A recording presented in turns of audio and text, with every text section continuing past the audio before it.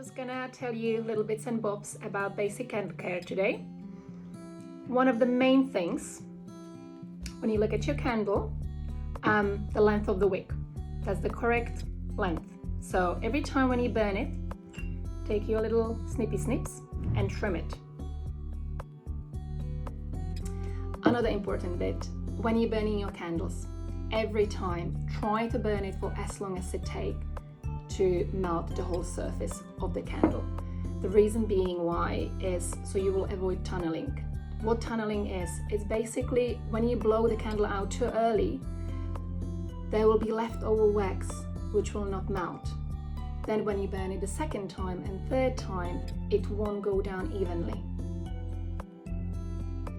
Also, burning time of the candle will depend roughly on the temperature of the room where you burn it.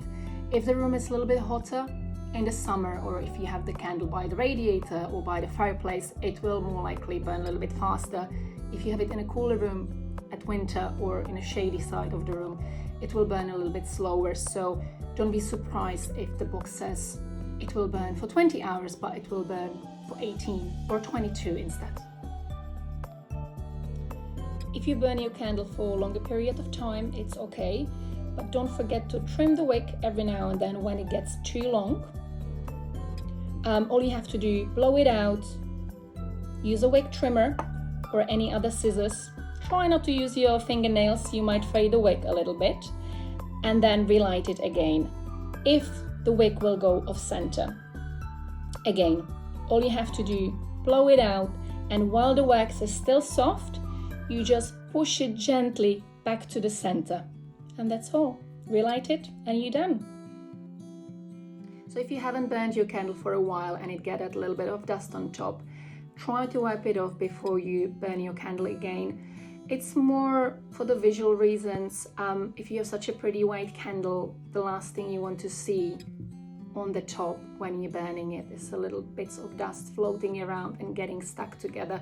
So before you burn it, just take a little tea towel, dip it in a bit of water and gently wipe the surface, and you can light it again. Once your candle is burned out, you can reuse or recycle the glass. Before you do that, please clean it out. Very simple. Just pop it in the freezer for a couple of hours, take it out and scrape the remains of the wax with the spoon, preferably try not to use a knife. Once you're done, you can wipe the rest with a towel and a bit of water, and you're good to go. You can use it for a scotch. I would probably do that. You can use it for your makeup brushes, or you can just recycle it. So just to quickly recap everything, when you're burning the candle, make sure you burn it for as long as it takes to melt the entire surface. When the wick gets a little bit too long, just give it a quick snip with the scissors. Push the wick back to the center if it goes off the center, and make sure you enjoy it. That's the most important thing. It's a beautiful handcrafted candle made with love and care. So enjoy the beautiful smell.